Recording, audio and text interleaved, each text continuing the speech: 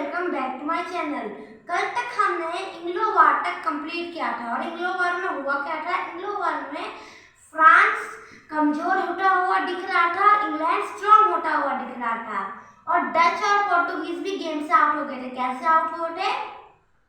Dutch को एक spice island चाहिए था तो उसने इंडोनेशिया और मलेशिया लेके वो भी गेम से आउट हो गया और पोर्टुगीज ने मैरिज अलायंस कर लिया था इंग्लैंड के साथ। इस ऐसे पोर्टुगीज भी निकल गया और इंडियन इंग्लो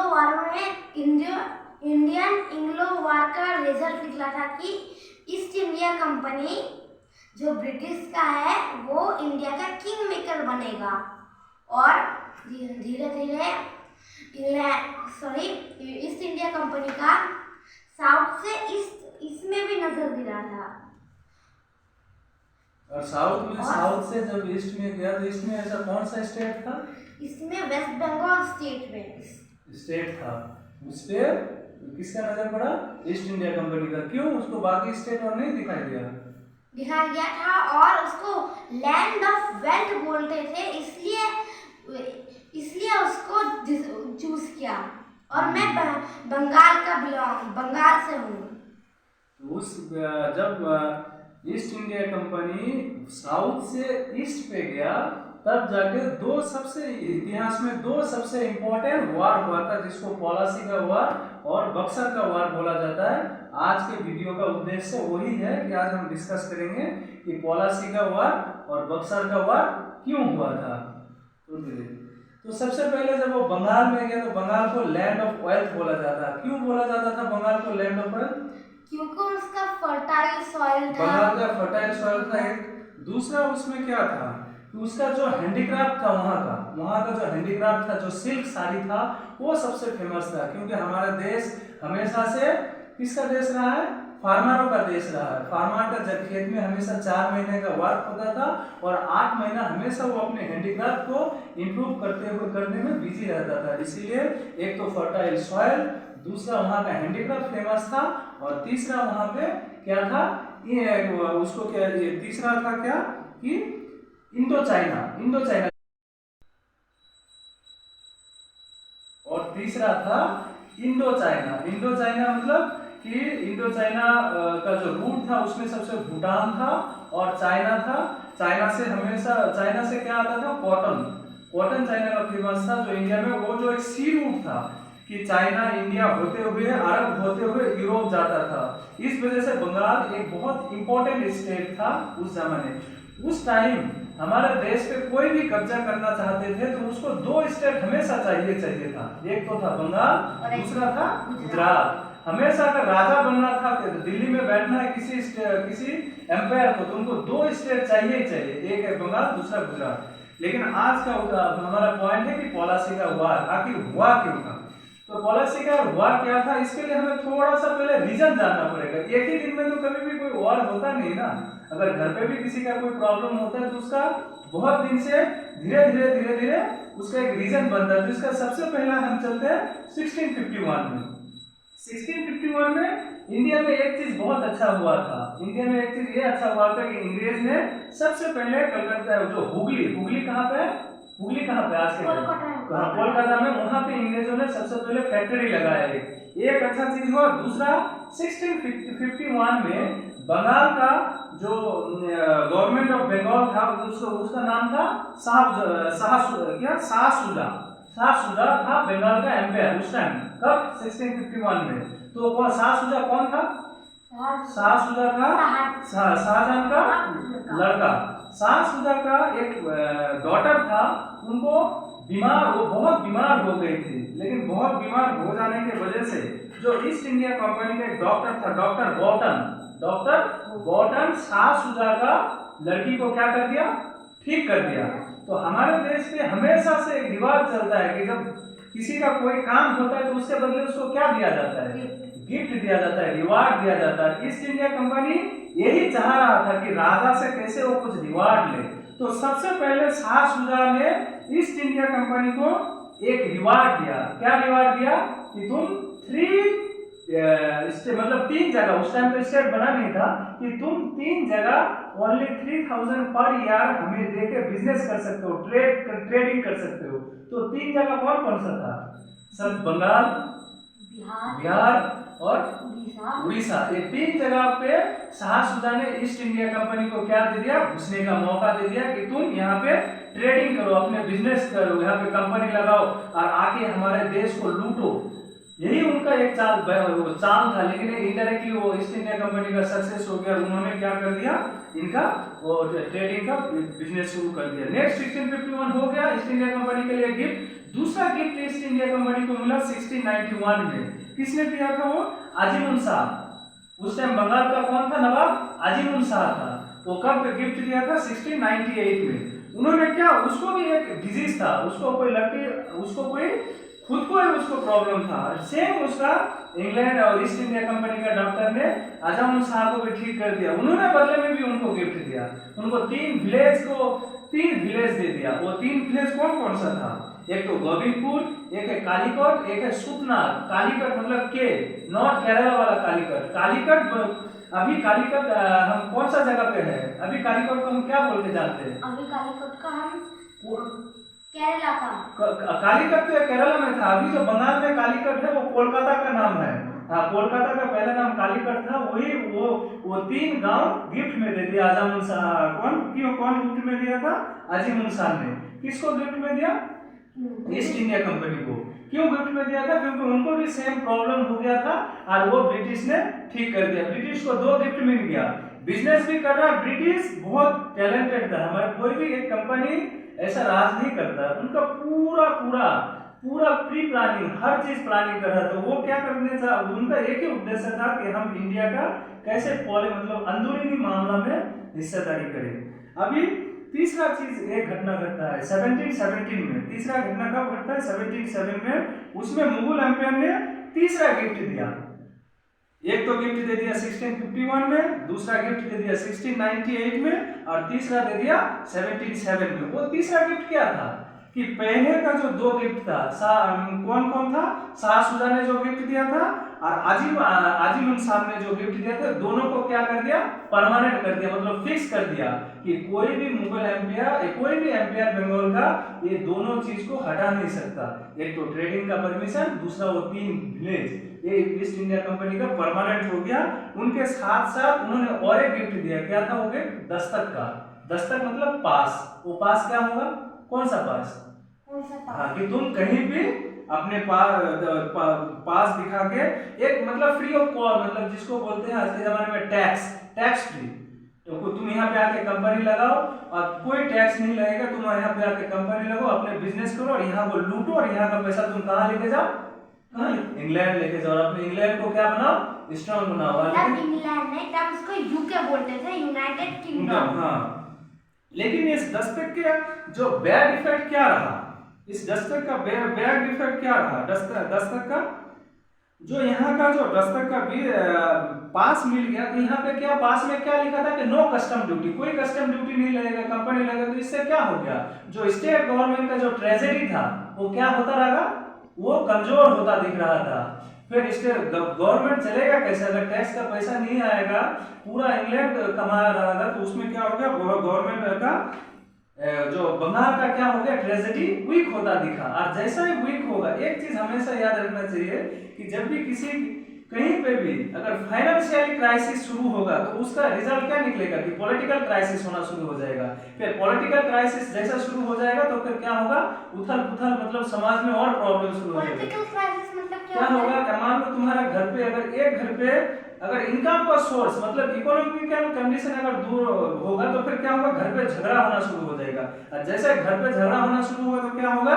बाहर वाला उस घर पे घुसने का मौका करेगा। वही हुआ इंडिया के साथ। उन्होंने सबसे पहले अपने को क्या पावर पे उभरना शुरू किया, बंगाल को कंगाल करना शुरू कर दिया। तो बंगाल जैसे कंगाल होने लगा तो बंगाल के अंदर टेंशन बैठना शुरू हो गया। और जैसे टेंशन होना शुरू हो गया, इस टेंशन से उनको प्रॉब्लम होना शुरू हो गया। इसी प्रॉब्लम के बीच 1756 में एक 21 साल का लड़का बंगाल का नवाब बना। वो लड़का कौन था? वो लड़का था सिराजुद्दौला। हाँ, सिराजुद्दौला 21 साल की उम्र में बंगाल का नवाब बन गया। बंगाल का जब नवाब बना तो उसके पास सबसे पहले उसका एक चीज था, बंगाल का जैसे नवाब बना तब ईस्ट इंडिया कंपनी में कौन आ गया था? कौन ईस्ट इंडिया कंपनी का रॉबर्ट क्लाइव था ईस्ट इंडिया कंपनी का उस टाइम। तो जैसा ही सिराजुद्दौला कुर्सी में बैठा 1756 में, तो वहाँ जो इकोनॉमिकल क्राइसिस था उसमें बहुत सारे लोग नाराज थे बंगाल के नवाब के प्रति, जैसे मुर्शिद कुली खान और अलीवर्दी खान, ये सब फेमस आदमी, ये लोग सब क्या नाराज था। और ये नाराज मुर्शिद कुली खान और अलीवर्दी खान, ये लोग नाराज थे।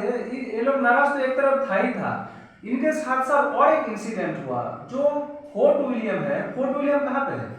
फोर्ट विलियम कोलकाता में है। तो उस टाइम फोर्ट विलियम में किसके अंडर में था? फोर्ट विलियम उस टाइम फोर्ट विलियम था इंग्लैंड ईस्ट इंडिया कंपनी के अंडर में। और वहाँ उस टाइम वो ईस्ट इंडिया कंपनी का जो अफसर था उसका नाम था रॉजर ड्रैक था। फोर्ट विलियम में अफसर था। तो फोर्ट विलियम जब इस तरह इधर सिराजुद्दौला राजा बना, और फोर्ट विलियम में क्या किया कि ईस्ट इंडिया कंपनी जानबूझ के अपना क्या एक्सटेंशन करना शुरू कर दिया फोर्ट विलियम को। मान लो कि तुम किसी घर पे किराए में रहते हो और तुम अपने मर्जी से उसके छत के ऊपर बिल्डिंग बनाओगे तो मकान मालिक को तो गुस्सा आएगा। तो ये सेम चीज हुआ फोर्ट विलियम का इंसिडेंट से सिराजुद्दौला को गुस्सा आ गया। उसको क्यों गुस्सा आया कि फोर्ट विलियम बंगाल में का है, बंगाल का हिस्सेदार ये मेरा है। उनको ईगो फील हुआ। किसको ईगो फील हुआ? सिराजुद्दौला की। मुझे पूछे अगर ये लोग फोर्ट विलियम को कैसा क्या एक्सटेंशन कर रहा है, बढ़ा रहा है, बिल्डिंग कंस्ट्रक्शन कर रहा है, तो क्या किया सिराजुद्दौला अपना फौज लेके आके फोर्ट विलियम को क्या कर लिया? कब्जा कर लिया। फोर्ट विलियम को कब्जा कर लिया। और वहीं पे कब्जा करने के बाद सिराजुद्दौला का सबसे बड़ा मिस्टेक हुआ कि वहां पे कोई आर्मी अफसर ना रख के एक सिविल अफसर मानिक चंद को फोर्ट विलियम का रखवाली करने के लिए सिराजुद्दौला रख दिया। और इसी बीच रॉबर्ट क्लाइव का एंट्री होता है। रॉबर्ट क्लाइव जब आया तो रॉबर्ट क्लाइव बोरी भर के पैसा लेके आया। बोरी भर के पैसा लेके आके सबसे पहले क्या किया उन्होंने कि मानिक चंद को खरीदा। मानिक चंद को बोला हाँ बोल, ये फोर्ट विलियम छोड़ने के लिए कितना चाहिए? बोला हुजूर 20 लाख। उसके मुंह पे मार दिया 30 लाख। और वो भाग के कहाँ से पहुंच गया? कहाँ पहुंचा? मानिक चंद कहाँ पहुंचा? नवाब के पास जाके फिर क्या वो कहानी बनाना शुरू किया कि हुजूर एक रॉबर्ट क्लाइव नाम का एक आदमी आया है, वो इंसान को देखते ही मार फेंकता है। वो पूरा फोर्ट विलियम में आ गया। एक वहां पे आया। दूसरा इनका जो इंटरनल झगड़ा था, जो कुछ आदमी नाराज था, उसमें से 2-4 आदमी था। एक तो था मीर दूसरा था राय दुर्लभ, उसके बाद तीसरा था मानिक चंद और तीसरा था खादिम खान। ये 3-4 लोग नाराज थे। तो हम ये कौन था? ये विभीषण था। वो तो एक तो उससे नाराज था। दूसरा इनको क्या राजा बनना था, लोभ था। मिर्जापुर को हमेशा क्या था? राजा बनने का लोभ था। और लॉर्ड क्लाइव यही चीज का फायदा उठाया अपना विभीषण मिर्जाफर सिराजुद्दौला का सेनापति है। हाँ, वो सेनापति था उस टाइम। उन्होंने क्या किया? बोला हाँ राजा बनना है। मिर्जापुर ने हाथ था, हुजूर मुझे राजा बनना है। बोला ठीक है, तुम राजा बनना है, तुम हमारा साथ दे देना। अब उन्होंने वही किया। इसके साथ ये कब किया? ये कब सामने आया? ये सामने कब आया? जब एक घटना घटा। कब? चंदन नगर में एक फ्रांस का कॉलोनी था और रॉबर्ट क्लाइव ने जानबूझ के चंदन नगर पे अटैक कर दिया। जानबूझ के। फिर सिराजुद्दौला का ईगो फील्ड हुआ। सिराजुद्दौला का ईगो क्यों फील्ड हुआ कि ये बंगाल मेरा है, रॉबर्ट क्लाइव क्यों इस पे अटैक कर दिया? इसी का परिणाम स्वरूप जो लड़ाई हुआ, कब लड़ाई हुआ था? इसी का परिणाम स्वरूप जब लड़ाई हुआ, उसी लड़ाई को हम क्या बोलते हैं? पलासी का लड़ाई। पलासी का लड़ाई, चंदन नगर पलासी एक वर्धमान डिस्ट्रिक्ट का एक जगह है और इसी पे लड़ाई हुआ था। जिसमें इस लड़ाई में क्या हुआ था? इस लड़ाई का रिजल्ट क्या निकला था? इस लड़ाई का रिजल्ट निकला था ईस्ट इंडिया कंपनी जीत गया था और सिराजुद्दौला का हार गया था। ईस्ट इंडिया कंपनी का कितना सैनिक इसमें पार्टिसिपेट किया था? इसमें 750 सैनिक था ईस्ट इंडिया कंपनी का। और सिराजुद्दौला का कितना था? 5000 सैनिक। 5000 सैनिक। लेकिन सारे क्या? बैलगाड़ी में लड़ाई लड़ा, अनडिसिप्लिन सैनिक था।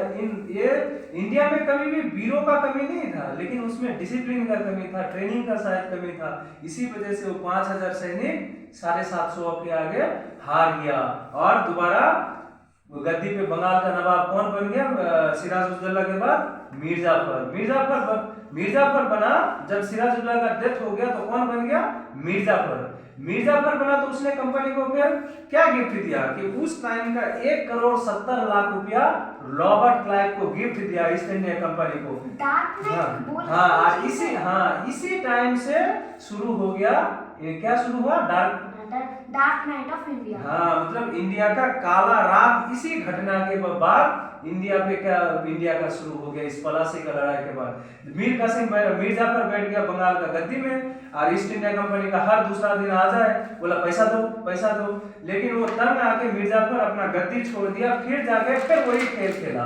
फिर ईस्ट इंडिया कंपनी वालों राजा किसको बनना है? फिर मीर कासिम ने हाथ उठाया कि हुजूर मुझे राजा बनना है। तो जैसे उसने हाथ उठाया बोला ठीक है तुम गद्दी में बैठ जाओ।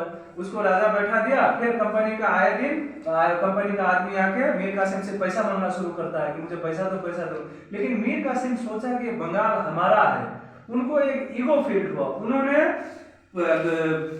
अपने कुर्सी पे बैठ के सबसे पहले 3-4 चीज चेंज किया। सबसे पहले एडमिनिस्ट्रेटिव रिफॉर्म किया। उन्होंने एक रूल रेगुलेशन बनाया कि अपना प्रशासन को सुधार किया। उसके बाद क्या किया? एक रूल बनाया कि कोई भी कंपनी यहाँ पर आए, चाहे ईस्ट इंडिया कंपनी क्यों ना हो, वो 9% क्या देगा?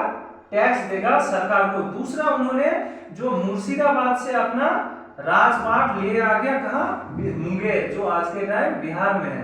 मतलब मुर्शिदाबाद से अपना कैपिटल को ट्रांसफर करके लेके आ गया, कहाँ? मुंगेर में। एक तो ये किया। दूसरा, जैसा ही टैक्स लगाया 9%, ये बात जब कोलकाता का म्युनिसिपैलिटी में पता चला, कोलकाता का म्युनिसिपैलिटी में जो इंग्रेज वालों को, ईस्ट इंडिया कंपनी को पता चला, वो क्या हो गया? गुस्से में क्या हो गया? लाल हो गया। बोला इस कुर्सी में हम इसको बैठा है, हमारे से टैक्स मांग रहा है। इसी का परिणाम स्वरूप फिर क्या हुआ? तो वो मीर कासिम बोला कि तुम्हें टैक्स देना पड़ेगा, यहाँ का नवाब तुम। बोला अच्छा, कुर्सी में हम बैठा है, तुम आके हमारे से ही पैसा मांग रहे हो। और इसी का जो रिजल्ट निकलता है वो होता है 1764 में एक वार होता है, जिस वार को हम बॉक्सर का वार का नाम से जानते हैं। मतलब पलासी का वार में भी ईस्ट इंडिया कंपनी जीत गया, बॉक्सर का वार में भी ईस्ट इंडिया कंपनी जीत गया। तब से फिर से dark night of India, dark night फिर से शुरू हो गया और east India company king maker बन गया। लेकिन तुम्हें पता है कि ईस्ट इंडिया कंपनी जीतता था, लेकिन अपना किंग वो क्यों नहीं खुद का आदमी बैठाता था? क्योंकि वो किंग मेकर बनना चाहता था, किंग नहीं बनना चाहता था। वो किंग नहीं, कभी से भी बड़ा। हाँ, मतलब उनको अपना आदमी बैठा के वहां से लूटना है। यही तक था आज का वीडियो, मतलब 1764 तक। अभी हम नेक्स्ट वीडियो में बात करेंगे 1764 से लेकर आगे के तक। थैंक